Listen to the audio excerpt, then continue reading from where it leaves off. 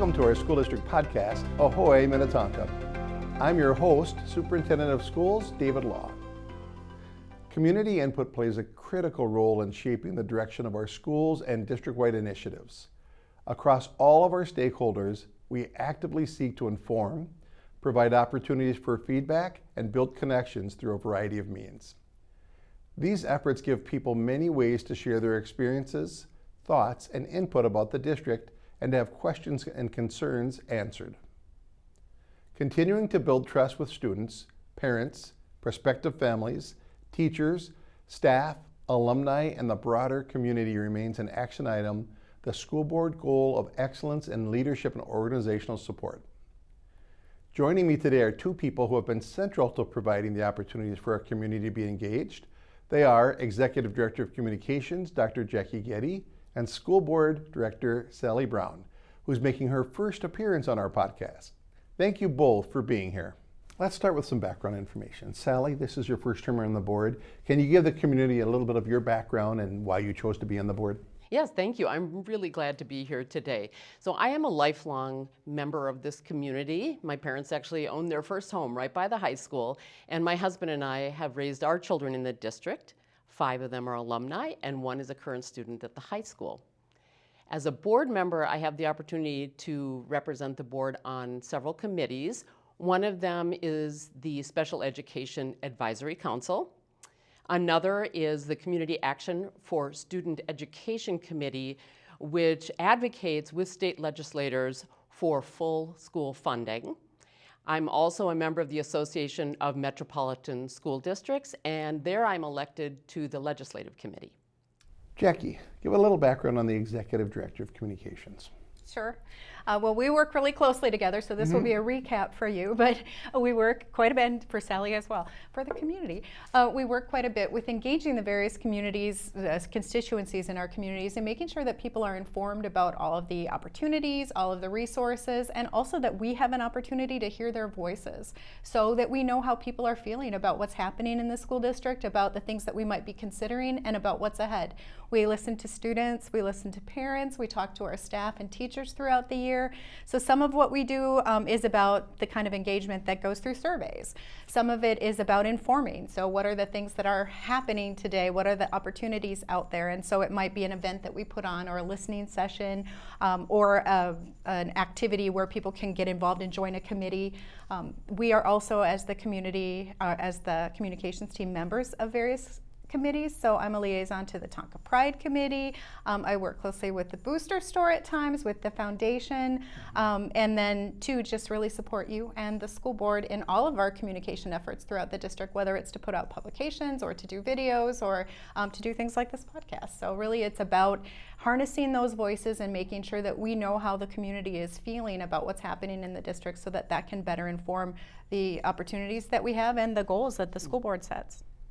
Sally, you came on the board in this excellence in leadership and organizational support, specifically about increasing community connection to the board. That was a priority. Can you give a little background on that from your perspective? Why is that so important to this board now?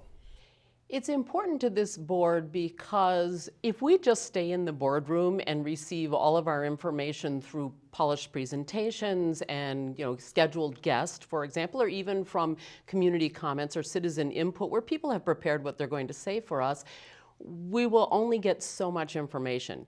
We recognize as a board that it's very important for us to be out and about in the community and gathering information in as many forms and from as many people as we can in order to get a full picture of what's working and where opportunities are. This is an area that I don't think school boards will ever arrive, because we're constantly evolving in how we share information and gather input. Are there some ways that the board has connected with the community during your time, that you think are novel or different than the public might not be aware of? Some of my favorite things that I felt have been very impactful have been having listening sessions, be that with parents, with students, particularly at the high school. We've done that, and we've got some upcoming listening sessions with middle schoolers. And we've even gone out into the community to where some of our senior members of the community gather to get their perspective. That's an audience that's highly engaged and informed and has a lot to offer us. Dr. Getty, you've been here for over 5 years. 8. 8? How has engagement changed from your role during that time? I think it's been really exciting to see all the ways that we can involve. This podcast is an example of something that we added to the mix. Videos have always been a strong component of our programming, and it's been fun to find ways to really incorporate videos to really bring those stories to life in a number of events and in a number of ways that we share out with the community. We've asked a lot more questions of the community, so we've had a lot more surveys. We do the annual parent survey, and we've done that for probably many years before I got here, but we've also added surveys about board goals. We've added surveys most recently about student cell phone use. We want to hear what people feel about things so that we not only are taking the research that we would get, from our own lens into this or from what we're hearing from other districts, but also to hear how this is impacting families. How is this impacting teachers? What do students think about this? Because these are the folks, all those constituents that are going to be impacted by any decision that the school board makes. And so really to find ways to continuously connect and really to listen. I think that that's been something that we've really tried to enhance is our listening on the communications team, and to really find ways to help our leaders, our principals, you, the school board, to do that as well. So it's been exciting to see the advancements of community engagement versus just communications, where so much of it is feeding someone content, and now it's more of a two-way exchange. So we do a variety of surveys throughout the year. We have 11,250 students, give or take. They all have a pair of adults or at least guardians that are working with them. When we send out surveys, what's a typical number of responses for those 8,000 or 9,000 families? It definitely changes year to year. I would say that consistently we had about 2,500 of the 13,000 email addresses that are the primary email address listed for that student who would respond to the annual parent survey. But I will talk about our most recent survey, which we're still, as of taping of this podcast, in process of collecting feedback on. We sent it out a few days ago to parents, and we've had 2,000 responses, and that's to the same group of 13,000 some emails. So I think when it's a topic and it's a short survey and people are super passionate about it, we could hear back from a really large group, and that's great to see. And so we're always looking at ways that we can make our opportunities to provide input and feedback easier and faster, or that works better for families. So, Sally, can you think of input that we've received that you found informational or persuasive that maybe steered the decision of the board? I am thinking about when we have reached out to student groups, to parents or guardians, and to our teachers and staff, and then comparing and contrasting the responses that we got from them. Where we see a lot of alignment, that is very, very impactful, right? Then we know the direction that we need to head with that. Where we see some contrast, that's just a clue for us to dig in a little deeper and find other ways to get input to clarify that. And that has been very useful to the board.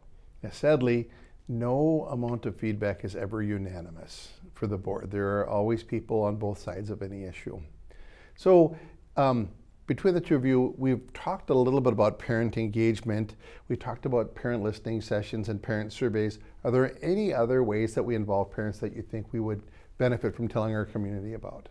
I think there are lots of ways for parents to get involved. So we have really active PTO and PTA groups, and then we work closely with those groups as well. We have the Tonka Pride Spirit Wear committee that gets together. They have a big group that's really excited about that. We have the Booster Store committee at the high school that sells spirit wear here at the high school. We also reach out to a lot of families when we're doing our feature storytelling, which is a big component of what the communications team does, whether it's in written content, social media content, video content. And so we're connecting with parents to talk to their students and to talk to them about the experiences their families are having in the district. And we also are talking to a lot of teachers and staff when we do those as well. So it's a fun way to wrap all of those voices together. And whether it's for the annual report or for a video that we're sending out or for an email that we're sending out community-wide or for a traditional news story that we do with the media when we're highlighting a program or a student's achievement, it's fun to really harness those opportunities. But we're always connecting with parents to talk about their lens into that and their role within that. Sally, you referenced in your introduction that you serve on some committees. And those committees also are open to parents and community members. There's a handful of board committees. Do Do you remember some of the ones that are open to parents to be participating in? Well, certainly the Community Action for Student Education, our case advocacy committee, has been in growing popularity in the past few years. We are over 90 active members of that committee, and not only do we have opportunities to come together in person, we have opportunities to work together, to email our legislators or call our legislators, or even to take a field trip to the state capitol for a day at the Capitol, where we had over 20 members join us this year. So you're on the Special Ed Advisory Committee. They just met recently. I popped in to say hello. We have Calendar Committee. Calendar Committee. Mental Health Advisory Committee, that's another one that I serve on, and that we have a lot of parents on. And Teaching and Learning also has a board committee, and the Community Finance Advisory Committee. And I think Community Ed has one as well. And the Community Ed Advisory Committee. All of those are going to be communicated about here in the next month as we have openings for the upcoming school year. Yep. And those are ways for community members or parents to get involved. There also are a number of events that community education puts on, and they're always looking for volunteers. So we've got, in particular, Tour de Tonka, the big community bike ride that's coming up, and we need hundreds of volunteers, whether they're out at the stops or whether they join me at the registration table. It's always, or whether they're biking. I know that you've done that in the past with your family, and so no matter how someone gets involved, that's really such a neat way to come together and to meet other families and to really celebrate being part of this community. Sally, I'm going to come back to you because this has been a year where we've really ramped up student connections. We've done a few things to increase student involvement. What are some of the things that are new this year? Very exciting for the board this year is that in pairs we have been aligned to different cohorts or classes, graduating classes of students. I happen to be aligned with the class of 27 along with Chris Vitale. And in our cohorts then we meet twice a year. We've just had our spring meeting with our cohorts. And the students are asked a variety of questions on different topics. And it was very interesting from the first meeting of a cohort of about 30 students. We had most of those kids came back for the second round and opened up immediately to talk to us. So that has been a wonderful way to get a real feel for what's going on with students right here in the school. We also did something called a student forum. JacQui, do you want to talk a little bit about that? That was really fun to put together, and that was, I think, a board vision, and then something that we worked on with the high school leadership to have tables of students from all aspects of our, like all years, all activities that they're involved with, or athletics, or academic areas that they're interested in, to sit with board members and then to talk about, again, key topics. And so talking about, I think experiential learning was one of the topics that they talked about, bullying prevention.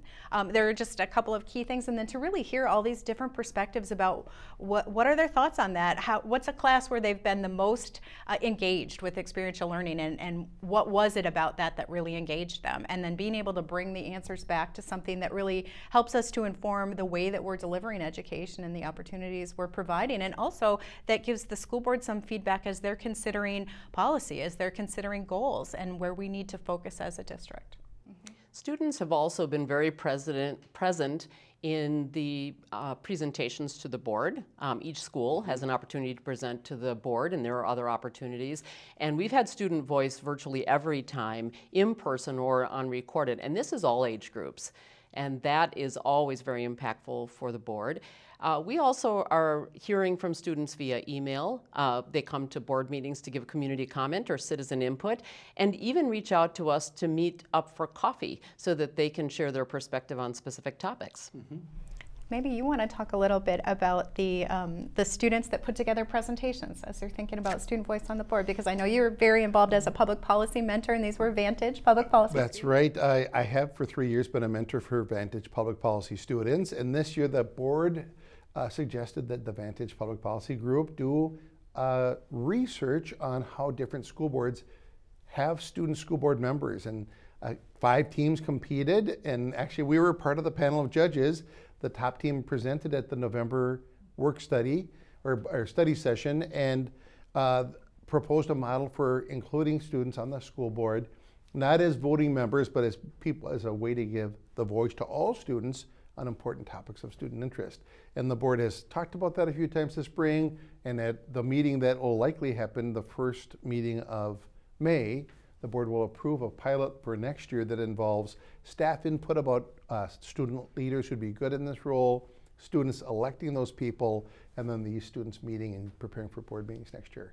It'll be an innovative, Minnetonka-fied way to do student voice stuff. I'm excited for it. And what was funny is we talked in our student listening sessions, I'm not sure if it was in your group, we mentioned this battle's coming, and right away a student's hand shot up and said, I'm really interested in that. How do I get to be that person? Which was great, because I think students are curious about what happens at board meetings. We also started, with Principal Erickson's help, he is sharing board agendas the week of school board meetings on his Instagram, which is pretty well followed because he's constantly talking about things of high interest in celebrating students. So as we look forward, we've talked about how we connect with students, we've talked about how we connect with parents. Are there ways we connect with the community that we haven't covered? Yeah, alumni is a big group for us, and so our team in communications works really closely with the Alumni Association, which is a small but mighty group of folks that are very passionate about the school district. And over the last year, now last year they had their all-school, all-class reunion. It was the first time in like 4 or 5 years because the pandemic kind of put a wrinkle in their average cadence to that. So, but they were able to engage a whole bunch of new people, so they have a really big group that is really passionate about ways to engage their different classes back with the school district. They meet monthly, and then we support them in a magazine, which is going digital this year, which is very exciting because then we feel like we can add videos that help to tell the story and like continuously pull people back into the website where there are so many opportunities and events to get involved. So we're super excited about that. But we also do an annual brunch in the fall that we collaborate with the Alumni Association on, where the association selects 2 distinguished award winners who are alumni, a distinguished service award winner, a Skipper Hall of Famer, and some other groups, and then we honor those folks at a brunch, and we do wonderful videos about them with their nominators, and then we fill the room. It's usually in the Commons, and there's about 200 people that show up, and it's such a neat event. So the alumni have been a great group to work on. They're super passionate. Recently, they started something they hope is going to be a new thing for them, which is a writer's workshop. So they brought in an alum who is an author, and he presented on getting started as a writer and what are ways to do that. And he brought a bunch of his different books, and they were just a neat collection of books, and then sat and just spoke to people. We had about 25 people show up, and then the Alumni Association was there to talk more about staying engaged. So they'd like to make that more of a series. So I think there's some real opportunities, but our team really works closely with them, and that's a fun new way to get people engaged and involved. Well, as we're wrapping up, is there any part of engagement that we didn't cover that you think would be important for our community to know? I think we're always excited to hear what the community is thinking. So if there are things that we aren't doing right now, I would love to hear about them. And anyone can email communications@minnetonkaschools.org, and we're happy to take those ideas and to bring them back to you and talk through them and see if that's something we want to pursue. And I would add that if you see a school board member out and about in the community, don't hesitate to come and introduce yourself and share your thoughts or wishes with us. I'm always open to having coffee, as are my colleagues, I know. That's something we frequently do. And we will put ourselves out in the community and make connections as well, because we really value that. Yeah. Our schools are for our community and should serve our community, so it's great to have those connections. I want to thank you both for being here and taking some time to talk about community engagement. It's such an important board goal and something that we take a lot of pride in. And I want to thank you for joining us for this episode of Ahoy Minnetonka, learning how Minnetonka Schools engages the community. We'll see you around.